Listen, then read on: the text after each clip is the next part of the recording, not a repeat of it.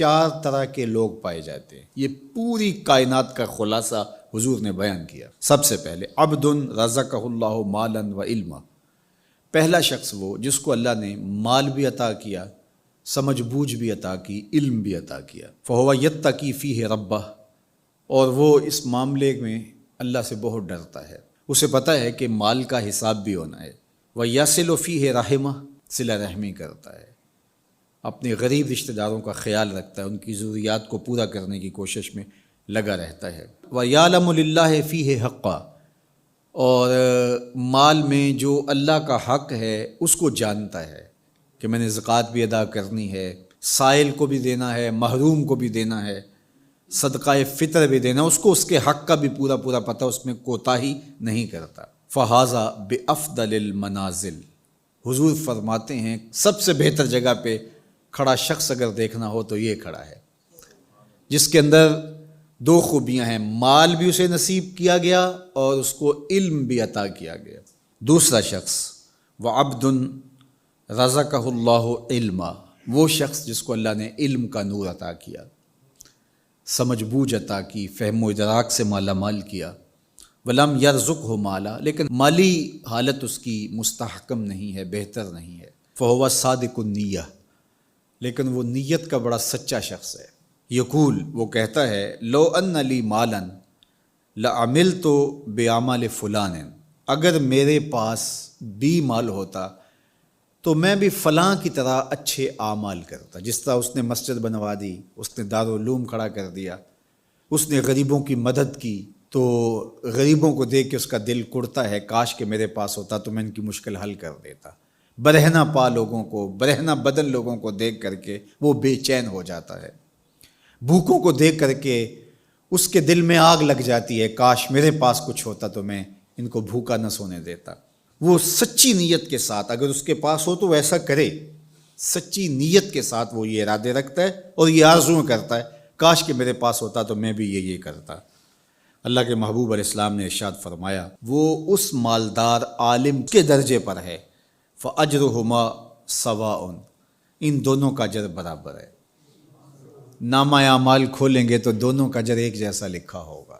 اب تیسرا شخص دیکھیے، وَعَبْدٌ رَزَقَهُ اللَّهُ مَالًا، ایک وہ شخص ہے کہ جس کو اللہ نے مال عطا کیا، وَلَمْ يَرْزُقْهُ عِلْمًا، لیکن اس کو اللہ نے علم کی دولت سے مالا مال نہیں۔ فَهُوَ يَخْبِطُ فِي مَالِهِ بِغَيْرِ علم، تو اس جہالت کی وجہ سے وہ بہت خرابیاں کر جاتا ہے۔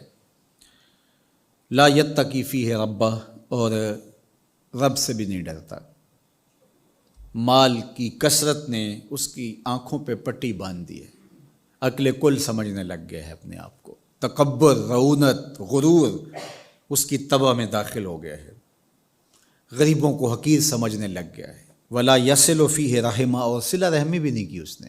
ولا یعلم للہ فیہ حقا، اور مال کا جو حق ہے اس کو بھی وہ فراموش کیے ہوئے۔ فہذا باخبث المنازل، میرے حضور فرماتے ہیں یہ سب سے بری جگہ پہ کھڑا ہے، یہ خبیث ترین جگہ کا حامل شخص ہے۔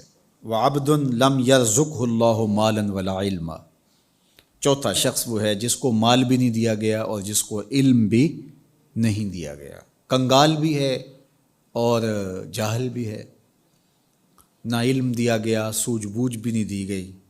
فہو یقول، اب وہ کیا بولتا ہے، لو ان لی مالا، اگر میرے پاس مال ہوتا، لعملت فیہ بعمل فلان، تو میں اس کی طرح عیش و عشرت کرتا، میں بھی یوں ہی اس مال سے اپنے نفس کی تسکین کا سامان کرتا، اپنی خواہشات کی تکمیل کرتا۔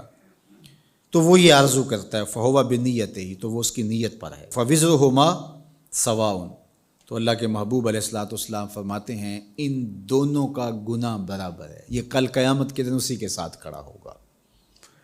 تو یہ 4 طرح کے لوگ اس دنیا پہ پائے جاتے ہیں۔ اب ہم دیکھ سکتے ہیں کہ ہم کس درجے پہ ہیں۔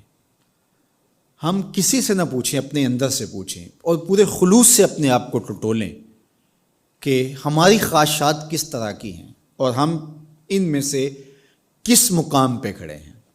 اگر ہم پہلی جگہ پہ کھڑے ہیں تو مبارک ہے، دوسری جگہ پہ کھڑے ہیں تو پھر بھی مبارک ہے، لیکن اگر دوسری 2 جگہیں ہیں تو پھر فوراً ہٹ جائیے ان جگہوں سے اور اللہ کے حضور دعا مانگیے کہ اللہ ہمیں رزق حلال، رزق وسیع، رزق سہل، رزق مبارک، رزق فراواں عطا کر دے، اور اس رزق کے حق کو پہچاننے کی اور اس رزق کو تیری راہ میں خرچ کرنے کی توفیقات نصیب کر دے۔